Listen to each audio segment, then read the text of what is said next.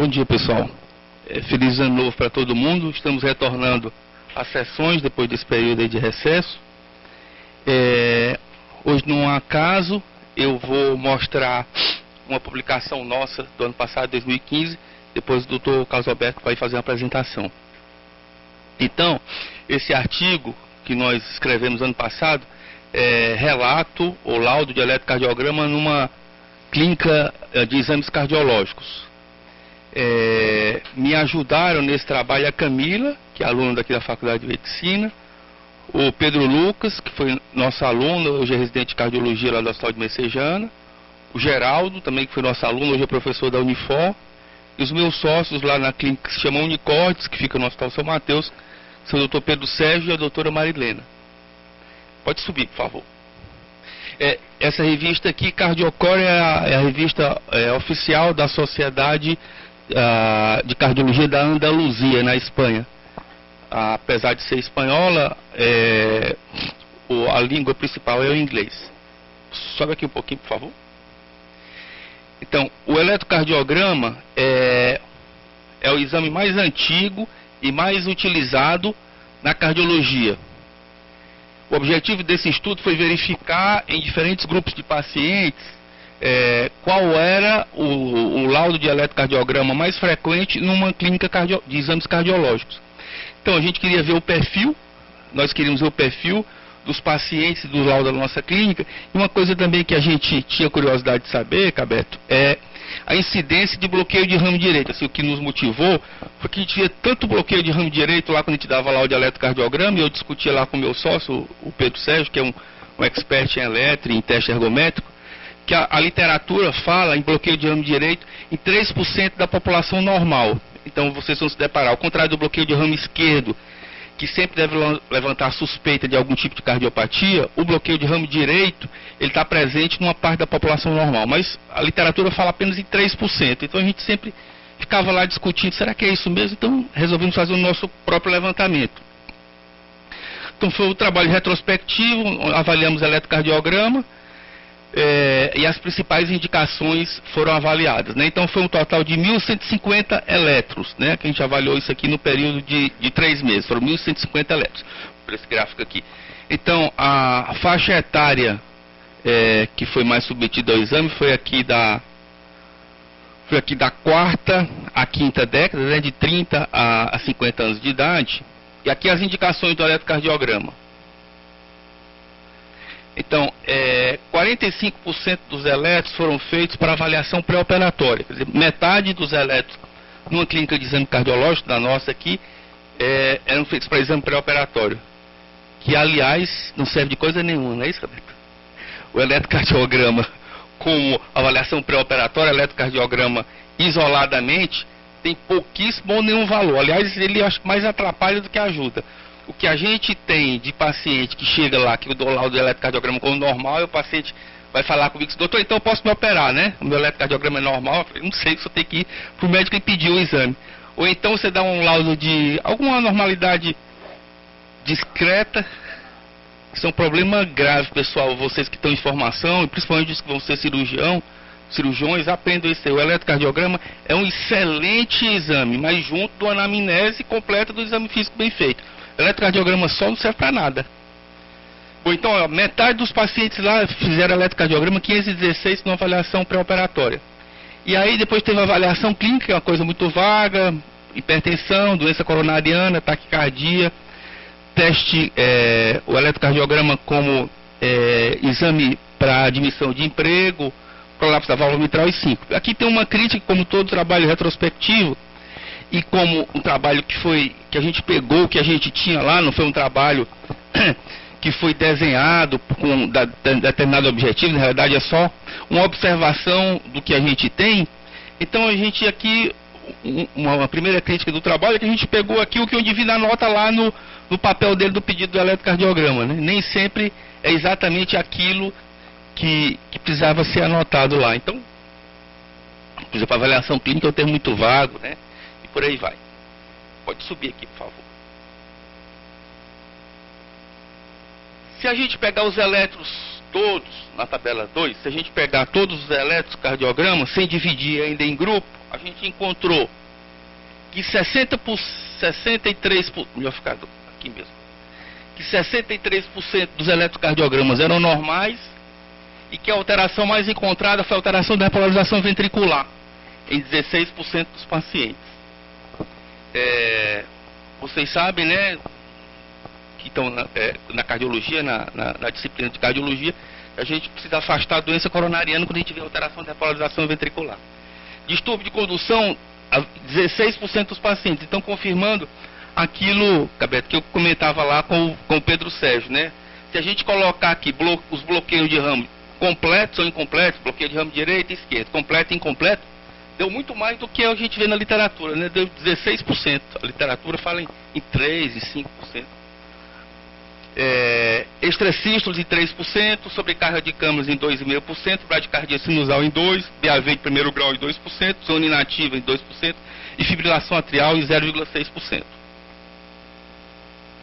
Aí agora nós começamos a dividir os grupos, né? Dividimos em grupo que o eletro era feito como exame pré-operatório. Então, nesse grupo, o eletrocardiograma normal foi preponderante, 67%, e a alteração mais encontrada foi o distúrbio de condução, em 33%. Pode subir, por favor, para a tabela 4.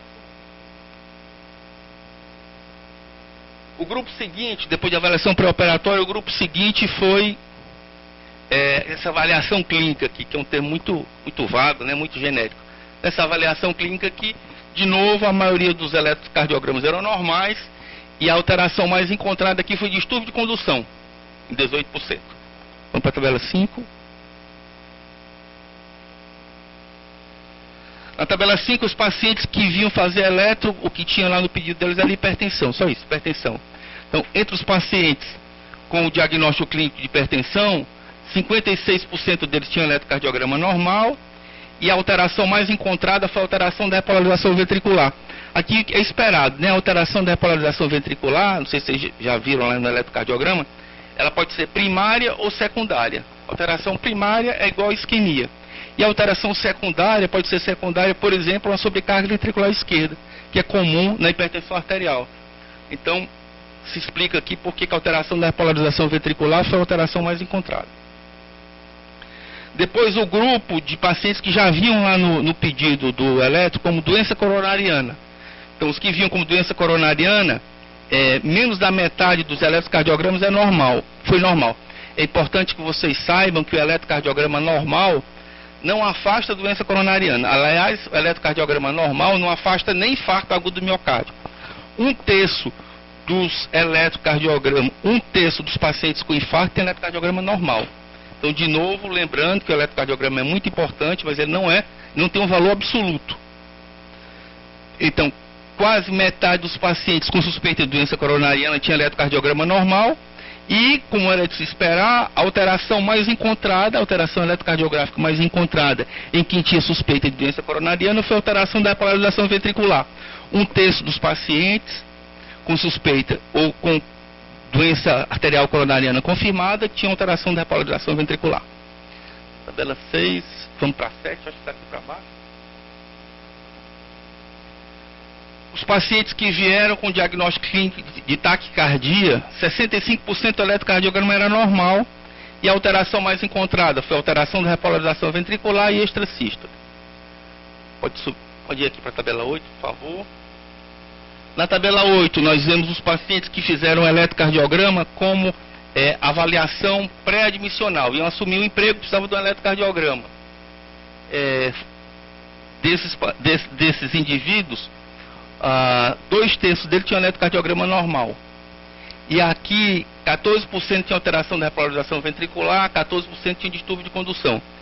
Esse aqui é uma coisa que constrange a gente, uma pessoa que vai assumir um emprego, a gente dá qualquer alteração no eletrocardiograma, né? Se for uma coisa que está em dúvida, que a alteração é muito sutil, quando é para assumir emprego, eu simplesmente dou como normal. Mas tem algumas alterações que você tem que dar, né? Alteração da polarização ventricular, distúrbio de condução, o que não significa, de novo, que o indivíduo tenha cardiopatia. Aí ele vai ter que passar por uma consulta com um cardiologista, e o cardiologista vai atestar se aquela alteração do eletro corresponde a uma cardiopatia ou não, através do anamnese completa, do exame físico ou de exames complementares, como teste ergométrico, ecocardiograma, etc. Então, isso aqui foi a tabela 8, vamos aqui para 9.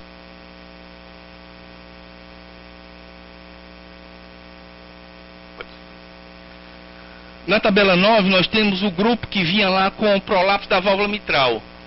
O médico que pediu o exame já dava lá com prolapso da válvula mitral.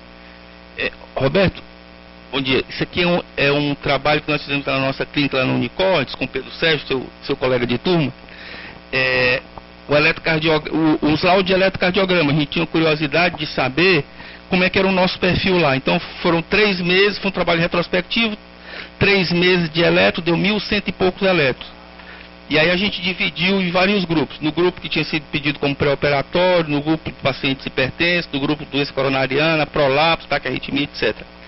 E, para nossa surpresa, bom, eu vou falar aqui na conclusão, e aí eu vou te falar aqui na conclusão. Nós estamos aqui dividindo por grupo, Roberto. No último grupo aqui, o grupo de pacientes com prolapso da válvula mitral, 70% desses pacientes tinham eletrocardiograma normal, e a alteração mais frequente foi distúrbio de condução. Acho que essa aqui é a última, mas sobe só para ter certeza. Agora vamos voltar lá para o resumo.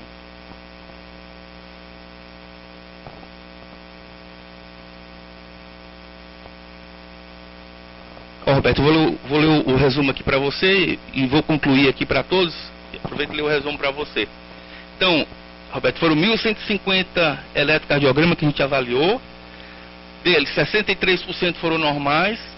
A normalidade mais frequente foi a alteração da repolarização ventricular e distúrbio da condução intraventricular, em 16% dos casos. Eu estava falando, Roberto, antes de você chegar, que eu sempre discutia com o Pedro Sérgio, que a gente via muito bloqueio de ramo direito lá quando a gente ia laudar os eletros. E a gente via na literatura que a literatura dizia que até 3 ou 5% das pessoas de coração normal tem bloqueio de ramo direito. Mas quando a gente, não sei se esse dado da literatura é para bloqueio completo de ramo direito. Quando a gente coloca também o incompleto, deu 16% dos eletros, né? Mas aqui, claro que tem vários pacientes doentes também, aqui não tem só o normal. No grupo pré-operatório, a alteração do eletrocardiograma, o eletrocardiograma foi normal em 67% dos casos, a alteração mais frequente foi distúrbio da condução intraventricular. No grupo de avaliação clínica, eletrocardiograma normal em 60%, alteração mais frequente, distúrbio da condução intraventricular. No grupo de hipertensão, eletro normal em 56%, alteração mais frequente, alteração da repolarização ventricular. No grupo com diagnóstico ou com suspeita de doença coronariana, eletrocardiograma normal em 43%, né, que a gente achou muito. E alteração mais frequente, alteração da repolarização ventricular. No grupo de taquicardia, eletrocardiograma normal em 65%, alteração mais frequente, também alteração da repolarização ventricular. E no grupo de paciente com história de síncope, o eletrocardiograma foi normal em todos os casos, mas eram poucos casos.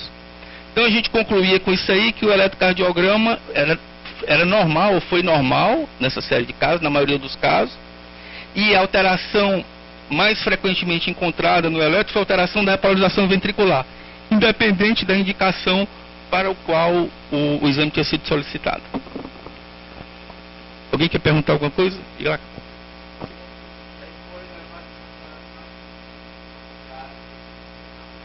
Não foi, Roberto. Poderia fazer, acho que era uma coisa interessante fazer. Não foi, a gente só dividiu por indicação.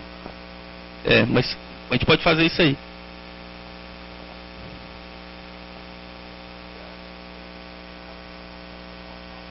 Isso,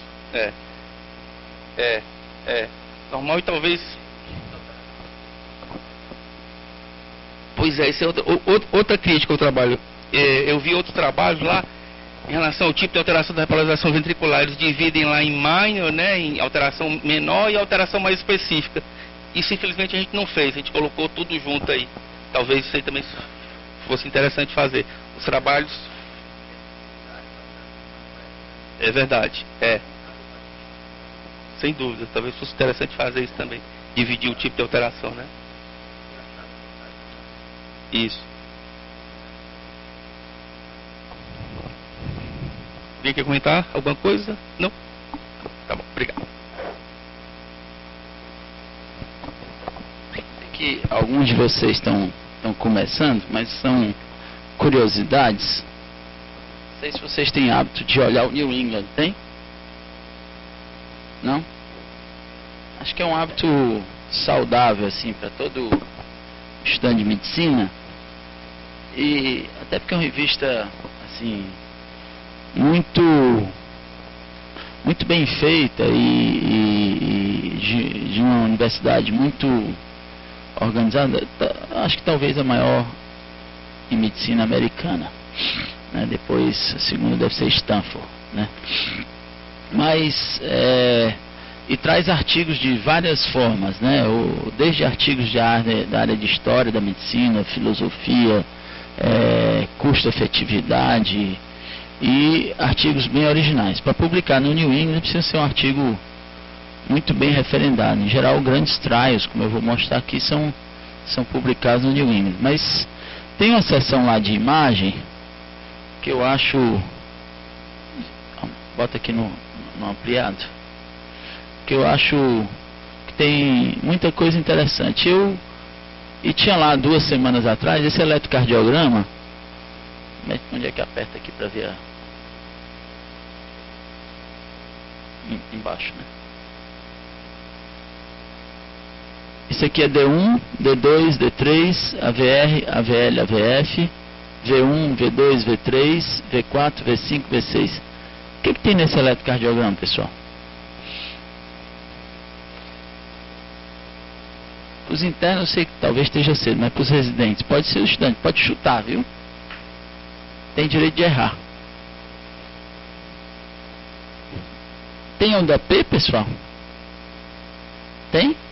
Isso aqui é um D2 longo. Tem onda P? Tem, pessoal? O ritmo é sinusal? Né, pessoal? Tá aqui, ó. Onda P, QRS, onda P, QRS, onda P, QRS. Portanto, o ritmo é sinusal. E aí? Frequência cardíaca tem 5, 10, 15, mais ou menos 100 batimentos por minuto. O QRS é estreito, né? Tem alterações da repolarização ventricular, certo? Inversão da onda T, né? D1, AVL, V4, V5, V6. Mas tem uma coisa muito interessante nesse eletro aqui. O que chama a atenção nesse eletro, pessoal? Se alguém chegar no pronto-socorro com esse eletrocardiograma com pressão de 8 por 6, 8 por 7, o que vocês fazem? O eletrocardiograma, o Dr. Ricardo colocou assim que ele isoladamente não vale nada, mas às vezes eu coloco isso porque a gente tinha discutido outro dia que a maioria dos doutores que trabalham em emergência não sabem olhar um eletrocardiograma. Por incrível que pareça, né, assim, reconhecer um eletrocardiograma normal não está entre as habilidades, né, que todos nós avaliamos para saber se a pessoa está habilitada a exercer e trabalhar no serviço de emergência. Mas devia ser obrigado, né? Porque a maior causa de morte é doença cérebro e cardiovascular, né? Seguido por acidentes, daí por diante. O que esse eletro tem, pessoal? Ninguém nota, tá normal o eletro? Não, você não. Eu quero que eles digam. Você não tem graça. O que é? Tem uma alternância, né, pessoal? Óbvia, né, ó. QRS maior, menor, aqui, ó. Tá vendo? Esse doente tinha náusea, mal-estar, né? E tinha alternância eletrocardiográfica. Essa alternância eletrocardiográfica, ela pode acontecer em algumas situações aqui, parece até ter ser, na verdade, vetores opostos, né? Se você prestar essa alteração de vetores opostos, ela poderia confundir com intoxicação digitálica. É uma arritmia raríssima, que é patognomônica de intoxicação digitálica. Essa alternância com polaridade invertida geralmente está associada a bloqueio AV total, né? Eu tenho um eletrocardiograma que eu guardei do INCOR. Eu perdi meus eletros que eu deixei uma vez aqui na enfermaria, sumiram todos, mas eu guardei as fotos, né? Mas esse caso específico... Não, esse aqui não é bloqueio de ramo alternante. Esse aqui é alternância pura. A alternância pura, pessoal, isso aqui é um caso de um tamponamento cardíaco. A gente chegou com hipotensão arterial com essa alternância eletrocardiográfica. O tratamento de indicação é pericardiocentese urgente. Eu sempre conto uma história que, só para lembrar um pouquinho desse caso, eu uma vez estava passando visita na UTI e tinha lá uma senhora, uma jovem, que estava chocada, tratada com noradrenalina, pálida, né? E as pessoas decidindo se iam entubar ou não, tal, e já tinha iniciado antibiótico, ela tinha uma história de uma febre baixa, e eu fui examinar a doente tinha uma urgência jugular fixa. Ela tinha 25 anos, né?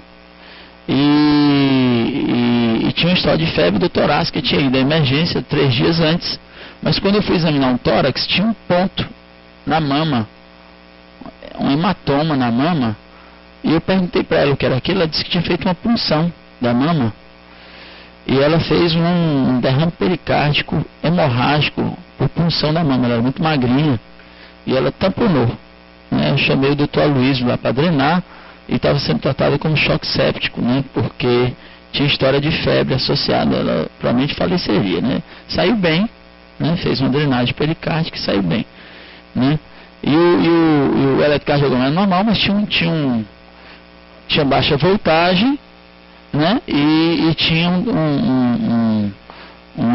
uma turgência jugular fixa. Pode mostrar o próximo. Então, esse eletro é extremamente interessante, está no New England, né? Pode mostrar o próximo. Aquele, só tirar e botar o 2.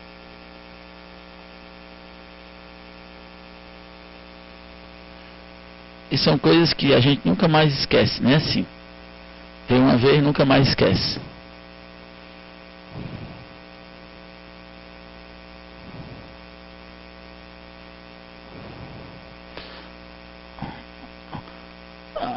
Aumenta aqui essa imagem aqui para mim. Aumenta bem.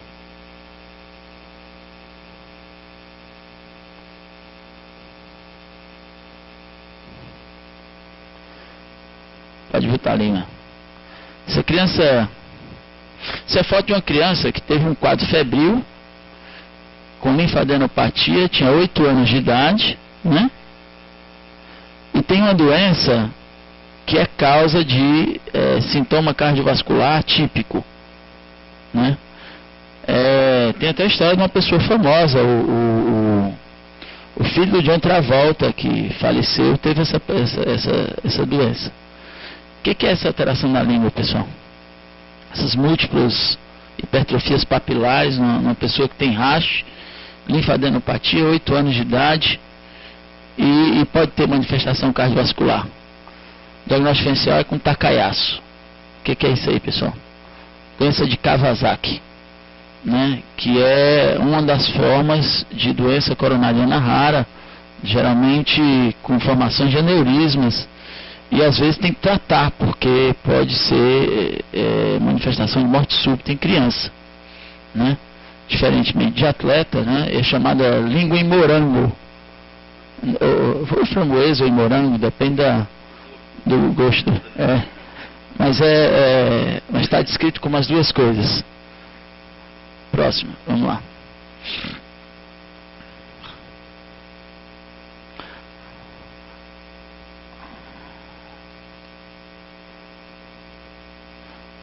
Aumenta essa imagem aí. Uma coisa que o doutor presta pouca atenção,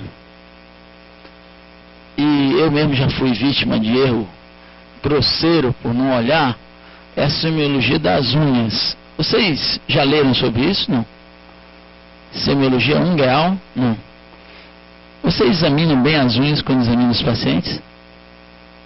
É fundamental, porque eu lembro bem que assim, que há algum tempo atrás eu fui chamado para ver um professor amigo nosso, e a queixa dele é interessante, porque ele foi no consultório porque o irmão dele tinha tido morte súbita com 50 e poucos anos.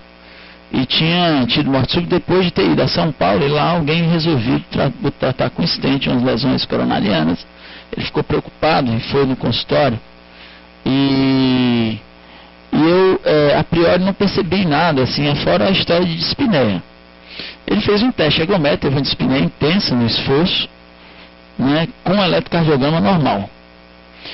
E a primeira coisa que eu imaginei quando ele contou essa história, não, essa dispneia deve ter outra causa, ele tem uma lesão de tronco, né?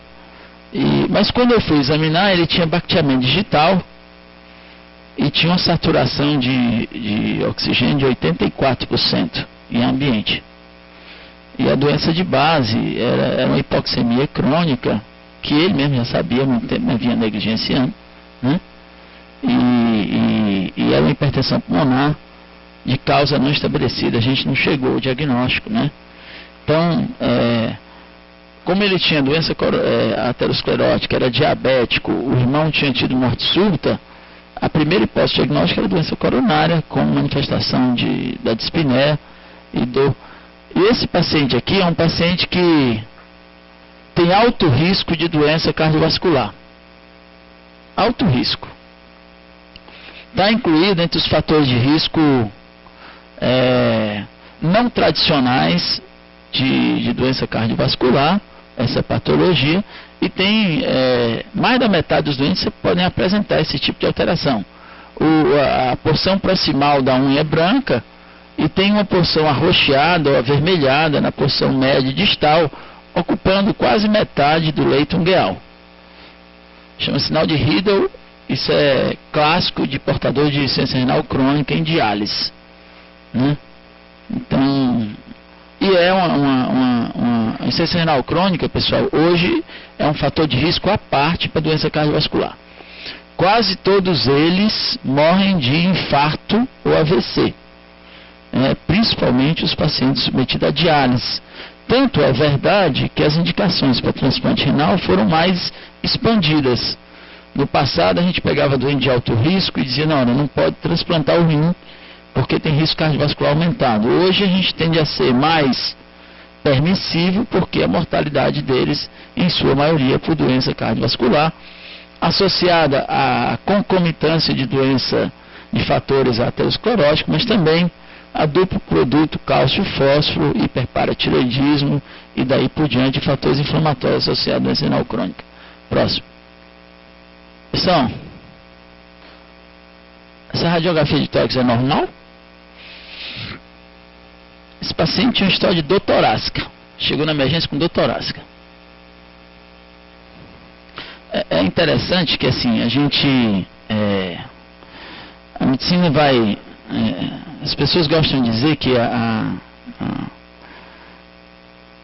por incrível que pareça, assim, na evolução da história da ciência, depois da descrição do método científico, né, que normatizou muito do nosso conhecimento e possibilitou um crescimento enorme, depois a medicina baseada em evidência e daí por diante, e outras coisas atuais, como na área de desfecho, algumas coisas em medicina, elas ficaram milenares, né, e não são suplantadas por nada, né, assim, entre elas, pessoal, a capacidade de observação, o conhecimento básico da maioria das coisas e a dedicação. Então, muito do que a gente aprende em metodologia deve-se à repetição. Então, quando se passa a visita na enfermaria e diz, desça e discuta a radiografia com o radiologista, é fundamental. O que eu tenho visto hoje é que os radiologistas atuais não sabem ver radiografia do tórax, por exemplo. Eu pego no meu consultório diversas radiografias com laudo errado. Principalmente quando a gente vê, né, Ricardo, alterações cardiovasculares. Radiografias típicas de estenose mitral, não descrevem, dizem como normal, né? Eles simplesmente retratam aumento da área do coração, né, quando existe aumento do índice cardiotorácico, mas eles não relatam as outras coisas que são importantes. Essa radiografia é normal, pessoal? A gente chegou na emergência com história de dor torácica, estava com entalo pós-alimentar, ficou com entalo enorme, né? Foi bater na emergência, fez essa radiografia. O que é isso aí, pessoal?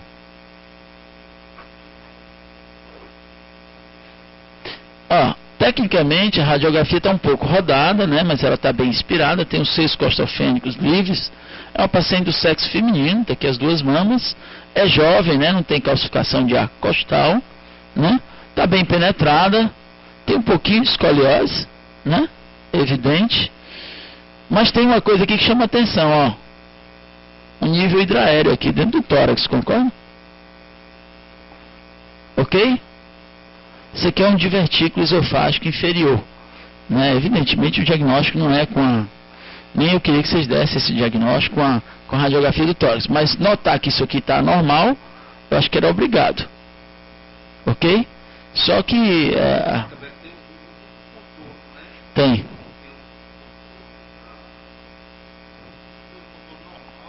Aqui, ó, tá vendo, ó?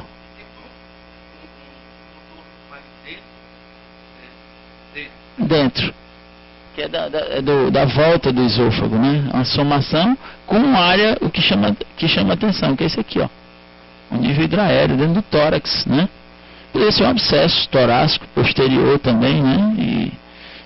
Mas entender que isso está normal, é isso que o Dr. Ricardo chama atenção, né? O que tem duas imagens, né? Então tem um enorme divertículo esofagiano. Pode mostrar o próximo aí. Aqui? Aqui? Aqui que você está dizendo? Esse aqui é normal, é porque está um pouco rodado, né? Então você vê o botão aórtico um pouco maior.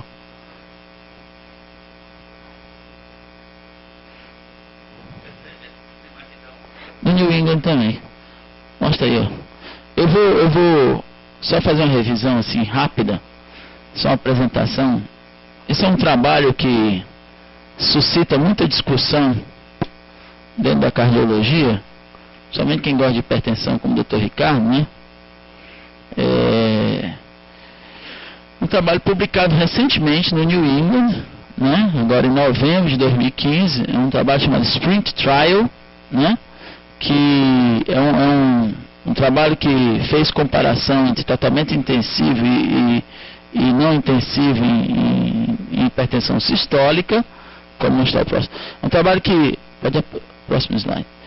Foi feito em 120... aqui. Esse trabalho foi feito em 121 centros, né? Um trabalho multicêntrico, mas envolvendo centros americanos e Porto Rico, que faz parte do Estado americano, né? E o que eles queriam ver no trabalho? Existe muita dúvida, pessoal, sobre qual é o nível de média de pressão sistólica que você deve manter para diminuir o risco cardiovascular. Algumas coisas a gente sabe, por exemplo, quando você reduz a pressão arterial, tem diversos trabalhos, desde o estudo SHAPE e tal, que você mostra que quando você reduz a pressão arterial, você reduz o risco de infarto, AVC, insuficiência cardíaca. Do ponto de vista estatístico, a redução de doença coronária é menor, dá 20 a 30% de redução. De AVC é em torno de 50%. E de insuficiência cardíaca é maior. Então, quando você trata a pressão arterial, você tem benefício óbvio, né, nas lesões associadas à hipertensão, que pode variar de menor a maior, a menor sendo doença coronária, porque evidentemente tem outros fatores envolvidos. Mas, qual é o nível de pressão arterial que se deve chegar? Isso suscita muita dúvida, porque se a gente pegar os últimos trabalhos, assim, do ponto de vista epidemiológico, até nos levantamentos de Framingham, o que se via era que teve uma época que a gente começou a dizer, tem uns 10 anos, que quanto mais baixa a pressão, melhor é. Então, pessoas que tinham pressão sistólica abaixo de 120 tinham sobrevida maior do ponto de vista epidemiológico, portanto, deveria haver algum benefício de manter uma pressão sistólica mais baixa. Nos trabalhos subsequentes, isso gerou até controvérsia no consenso americano de hipertensão publicado em 2014, de que subgrupo em quem que a gente deveria baixar mais ou menos a pressão arterial. E talvez o estudo que não foi exclusivo para isso, também visualizou o tratamento da diabetes e do colesterol, foi o estudo ACCORD, que envolveu diabéticos, que não se mostrou eficaz em baixar a pressão arterial a limites muito menores que 140 milímetros de mercúrio de pressão sistólica. Esse estudo, o que ele fez? Ele resolveu comparar, pegando um subgrupo diferente, né? Pressão com alvo menor do que 120, menor do que 140. Esse segmento vai até 6 anos, mas a publicação é com 3,26 anos de evolução. 14 mil pacientes foram randomizados inicialmente, depois das exclusões, ou porque não quiseram assinar o termo, ou estavam fora das metas, foram divididos em 2 grupos de 4.600 doentes aproximadamente, e no final, números parecidos nos 2 grupos de 4.683, no grupo do tratamento intensivo e standard ou padrão, e 4.678 no tratamento intensivo. O que eles viram foi o seguinte: quando analisaram esse estudo especificamente, diferente do ACCORD, ele excluiu o diabético e colocou só pacientes de alto risco, ou seja, ou é risco acima de 10% no Framingham, ou tinham algum déficit da função renal, inclusive pacientes em hemodiálise, né, alguns deles, indivíduos acima de 50 anos de idade, mas excluiu pacientes que tinham AVC documentado recente, né. Então o que eles viram? Que quando você comparou a terapia padrão com pressão abaixo de 140 e tratamento intensivo, já no primeiro ano você começa a verificar, pode passar o próximo, vamos ver, você começa a verificar que há diferença no outcome primário. O outcome primário eles colocaram tudo, morte, AVC, infarto, múltiplos endpoints, e depois morte isolada, né, por qualquer causa. Então nos 2 grupos, a partir do segundo, já no primeiro ano, mais intensamente no segundo, existia uma diferença significativa de mortalidade nos 2 grupos e de endpoints primários. Quando você analisa comparando os subgrupos, quase todos os subgrupos têm benefício na estratégia intensiva. Aqui não está dando para ver bem, deixa eu ver aqui, é isso aqui, ó. Quando você compara o tratamento intensivo com o tratamento standard, vocês vão ver que a incidência de insuficiência cardíaca, morte de causa cardiovascular, morte por qualquer causa, e os primários endpoints no tratamento intensivo foi melhor do que no tratamento standard. Então, nesse subgrupo de pacientes de alto risco de doença cardiovascular, que incluem aqueles que têm aterosclerose subclínica, tratar a hipertensão de forma mais agressiva em não diabéticos era melhor do que em diabéticos. Uma dúvida que eu tinha, e esse trabalho paradoxalmente é diferente dos outros, é que quando eles comparavam os efeitos adversos, porque quando a gente começa a tratar indivíduos muito idosos, vocês vão ver isso na prática. Uma coisa é você tratar indivíduo jovem. À medida que você passa de 50 anos de idade, a prevalência de hipertensão sistólica é maior do que a forma tradicional de hipertensão sistólica e diastólica, né? Então, quando você começa a tratar muito idoso, acima de 80, 85 anos de idade, alguns desses indivíduos não toleram o tratamento da hipertensão, começam a desenvolver insuficiência renal, déficit cognitivo.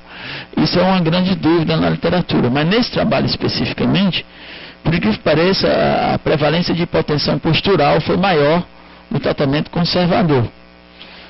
Embora quando você junta todos os achados, todos os efeitos, né, aumento da creatinina, 30% da creatinina, sintomas de síncope, pré-síncope, tratamento intensivo maior, mas isso não redundou em aumento da mortalidade. Não foi descrito no trabalho alterações cognitivas, que é uma coisa que a gente tem visto na prática. Não sei se você tem visto, Ricardo, assim, de muito idoso, que você começa a tratar a hipertensão de forma mais severa, ele piora a cognição, né? E eu não sei se um percentual desses pacientes, na verdade, tem pseudo-hipertensão, né? E você está hipertratando. Então, é um cuidado que a gente tem que ter. Então, em pacientes de alto risco de eventos cardiovasculares, sem diabetes, a meta de pressão sistólica menor do que 120, quando comparada a 140 mm de mercúrio, resultou em menos eventos fatais e não fatais cardiovasculares e morte por qualquer causa. No entanto, eventos adversos significantes foram observados no tratamento intensivo sem necessariamente justificar a interrupção do tratamento. Ok, eu achei interessante mostrar, Ricardo, que esse é um trial que tem sido muito discutido e os clínicos estão com muita dúvida, né? Muita gente pergunta e é interessante como essa coisa de trabalho científico, é interessante. No dia, há uns 2 meses atrás, o doutor Otto me ligou e disse: e aí, Cabeto, a pressão 140 ou 120, né? Existe uma simplificação, e esse trabalho evidentemente não resolve isso, né? Ele abre alguns questionamentos, né, de tentar separar subgrupos de tratamento da hipertensão. Tem implicações óbvias, né? Se a gente estabelecer como meta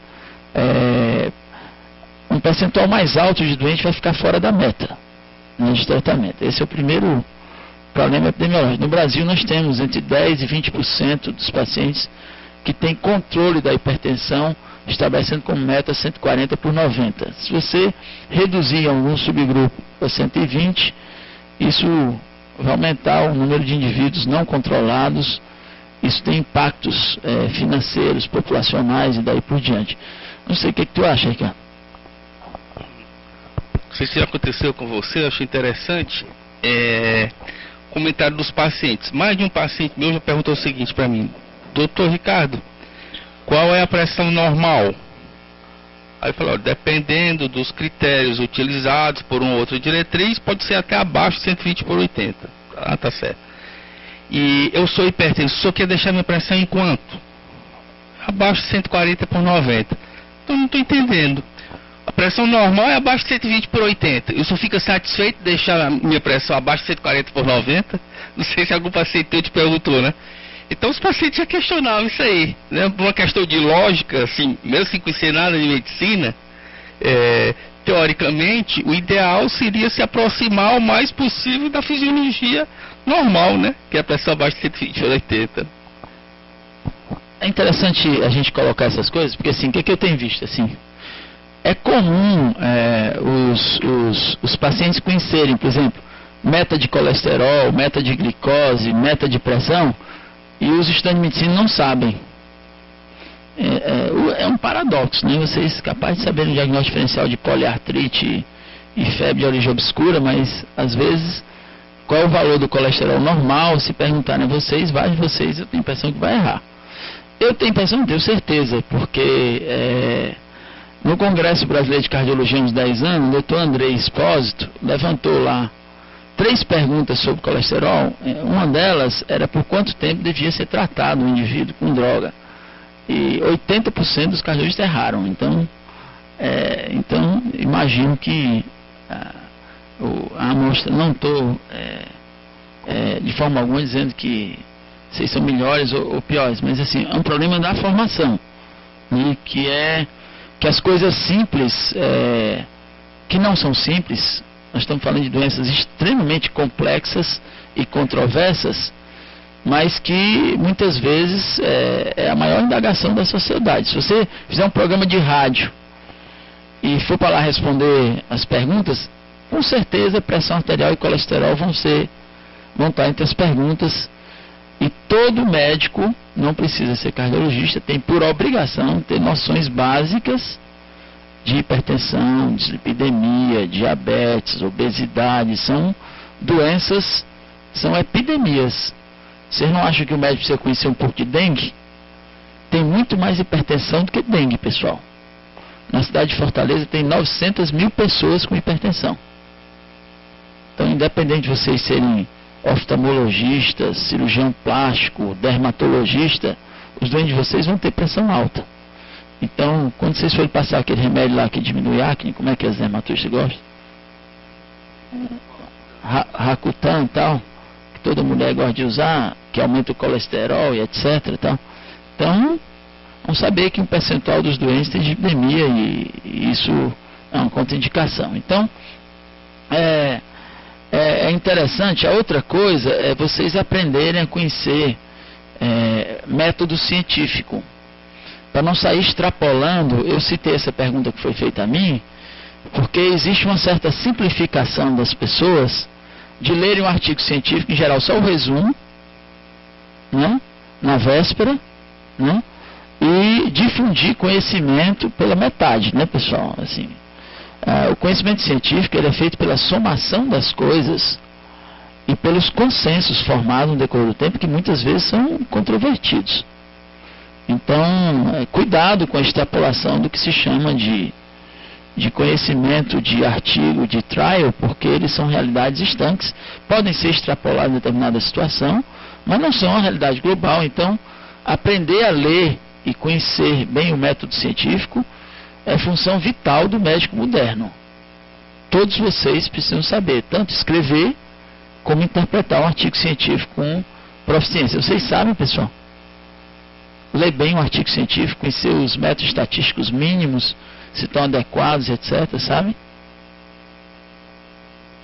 Vocês leem muito bem inglês, falam como português. Pessoal, vocês estão no século XXI, viu? Eu sei que o Ceará é longe, né? Mas vocês, nós não, eu e o Ricardo estamos passando da idade, né? Roberto Gleison, né, Roberto? Nós já estamos ultrapassados. Mas vocês não, vocês são o futuro. Essas habilidades, elas são habilidades mínimas necessárias para a convivência profissional. Mínimas. Senão, é igual você ser um analfabeto. É a mesma coisa. Então, hoje, não ter essas habilidades, assim, implica numa formação defeituosa. Então, procurem se voltar e estudar um pouco isso e aperfeiçoar essas habilidades, porque é fundamental no futuro de vocês. Evidentemente, eu sei que a gente exige várias outras, né? Conhecimento humanístico, cultura, arte, cinema e daí por diante, né? Mas essas aí estão dentro das habilidades médicas mínimas e vocês têm que sair da universidade tendo as mínimas e tendo noções básicas, pelo menos das grandes síndromes. No passado tinha uma disciplina de grande síndrome, né, Ricardo, que o doutor Célio Girão coordenava. Não sei porque que tiraram, viu, assim, era uma coisa interessante.